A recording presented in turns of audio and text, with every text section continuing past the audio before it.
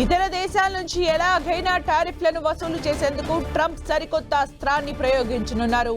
Section 301 ఆయుధాన్ని బయటకు తీశాడు.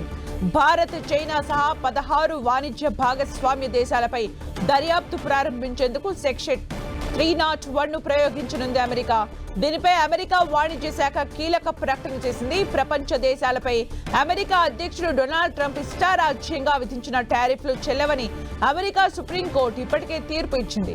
దీంతో మరో దారిలో అమెరికా 1974 వాణిజ్య చట్టంలోని సెక్షన్ 301 సెక్షన్ ను బయటకు తీశాడు.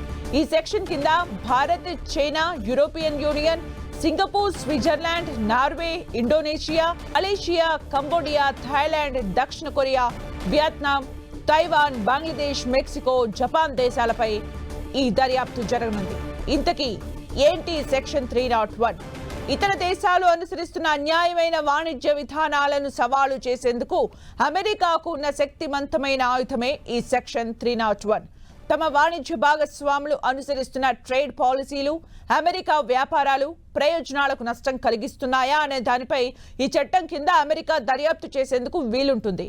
భాగస్వామ్య దేశాలు అమెరికాకు నష్టం కలిగించేలా ట్రేడ్ పాలసీను అనుసరిస్తోందని తేలితే ప్రపంచ వాణిజ్య సంస్థ అనుమతి లేకుండానే ఆ దేశంపై ఏకపక్షంగా చర్యలు తీసుకునేందుకు ఈ చట్టం కింద అధికారం ఉంటుంది. అలాంటి దేశాలపై చట్టబద్ధంగా భారీ సుంకాలు విధించడం లేదా ప్రతీకార చర్యలు తీసుకునేందుకు అమెరికాకు అధికారం, మార్గం ఉంటుంది. చైనా లాంటి ప్రత్యర్థులతో పాటు భారత్ పైన అమెరికా ఈ దర్యాప్తు చేపడుతోంది. భారత్లోని కొన్ని వాణిజ్య విధానాల వల్ల మన మార్కెట్లపై అమెరికాకు పరిమితులు ఉంటున్నాయని చాలా కాలంగా అగ్రరాజ్యం ఆందోళన వ్యక్తం చేస్తోంది. కొన్ని ఉత్పత్తులపై భారత్ అమలు చేస్తున్న అధిక సుంకాలు, స్థానిక తయారీ, డేటా స్టోరేజ్, టెక్నాలజీ నిబంధనలు వంటి వాటిపై అమెరికా అభ్యంతరాలు తెలుపుతోంది. ఈ అంశాలపైనే కొన్నేళ్లుగా ఇరు దేశాల మధ్య వాణిజ్య చర్చలు జరుగుతున్నాయి. అయితే ఇప్పుడు ఈ దర్యాప్తుతో భారత్పై వెంటనే పెనాల్టీలు పడే అవకాశం లేనప్పటికీ భవిష్యత్తులో కొన్ని రంగాలపై ఇది ప్రతికూల ప్రభావం చూపించే ప్రమాదం ఉంది. దీంతో ఆయా రంగాల నుంచి ఆందోళనలు వ్యక్తమవుతున్నాయి.